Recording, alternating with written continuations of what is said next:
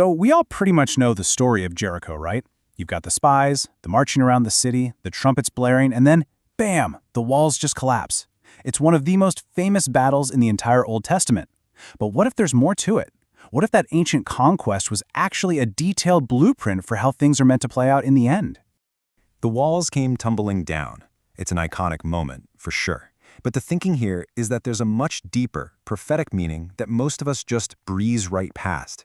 A direct connection to the fall of what the book of Revelation calls Babylon. And that's really the big question we're diving into. Could it be that every single detail of Jericho's fall was a carefully laid out pattern, a template, showing us exactly how the world's oppressive systems, Babylon, will eventually come crashing down? Well, let's start digging for some clues. Okay, our first clue is actually hiding in plain sight. It's tucked away inside a single, really important Hebrew word that it turns out has been mistranslated for centuries. And this isn't just some small mistake, it literally changes the meaning of everything. So here's the verse as we usually read it. 7 trumpets of ram's horns. Right away, you picture a military instrument, something you'd use to signal an attack. But that's not what the original Hebrew actually says. The Hebrew word used right here 5 times just in this one chapter is Yobel.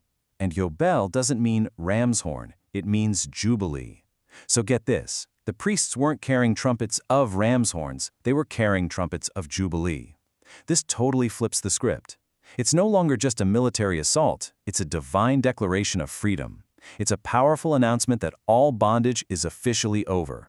Now look at how this pattern just clicks right into place. The 7 days of marching around Jericho. Well, that seems to line up perfectly with the 7 seals in Revelation, which many see as unfolding over different periods of history. The 7 trumpets of Jubilee. They mirror the 7 prophetic trumpets in Revelation. And here's the real clincher. Just like the walls fell on the 7th day at Jericho, Revelation tells us that right after the 7th trumpet sounds, Babylon falls. The parallel is just, wow, it's undeniable. All right, let's move on to our second clue. This one is all about the spoils of war. See, after the city fell, God gave a very, very specific command about what to do with all the wealth inside Jericho. God claims all of it, the silver, the gold, the bronze, the iron. He says they are holy, and they have to go directly into his treasury.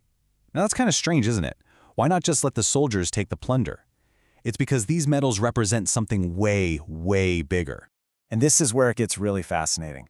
These 4 metals, gold, silver, bronze, and iron, are the exact same metals used in the book of Daniel to prophesy the great world empires. You've got gold for Babylon, silver for Persia, bronze for Greece, and iron for Rome. So you see, God wasn't just collecting some treasure, he was symbolically laying claim to all the nations of the world. This just reframes the entire story. God's ultimate goal wasn't to just wipe these nations off the map. No, the idea was to refine them, just like you'd refine precious metals, so they could be brought into his kingdom. It's all about reclamation, not destruction. But here's the thing. This idea of reclaiming and restoring everything, well, it wasn't exactly a popular opinion. Right there in the middle of the Jericho story, we find this deep conflict, all wrapped up in the actions of one man who had a very different plan.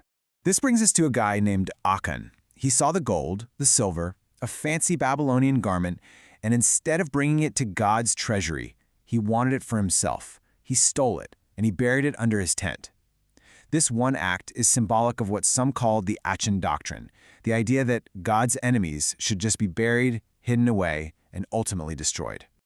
So this is the core conflict, laid out right here. On one side, you have the Achan doctrine. Just bury the treasure, annihilate your enemy. It's a whole mindset built on punishment. But on the other side, you have what's called the ministry of conciliation, which is all about bringing that treasure, the nations, into God's house. It's a mindset of restoration. And these two ideas are completely at odds with each other. And that leads us right to the final reveal. Because this idea of conciliation isn't just a response to Achan, it's presented as God's ultimate plan for everyone and everything. Let's see how this all comes together. So first, what exactly is conciliation? It's not the same as reconciliation. See, reconciliation takes 2. Conciliation is a one-sided peace treaty. The idea is that God, through Christ, unilaterally declared peace with the entire world, even while we were still his enemies. He sent out the white flag first. Okay, now let's jump back to Achan. For his crime, For hiding the treasure, he was punished in a place that became known as the Valley of Achor. And in Hebrew, Achor literally means trouble.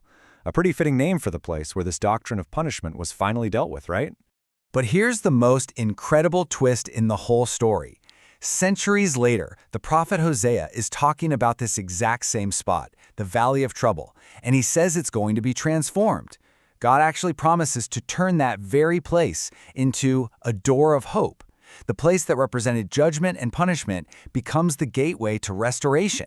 So the big takeaway is this. Confronting that Achan doctrine, that urge to just bury and destroy our problems and our enemies, is precisely what opens that door of hope. Dealing with our trouble is what allows for the restoration of all things, and it brings all that treasure that Achan tried to hide back into the light. And all of this points to one massive conclusion. God's ultimate purpose is to bring every single nation, all the gold, silver, bronze, and iron, into his kingdom.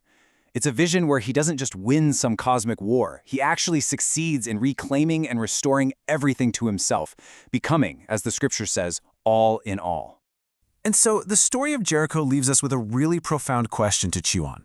What if the end goal of all of history isn't about sorting out who gets punished and who gets rewarded? What if it's about a loving and all-powerful God finally succeeding in his plan to bring everyone and everything home?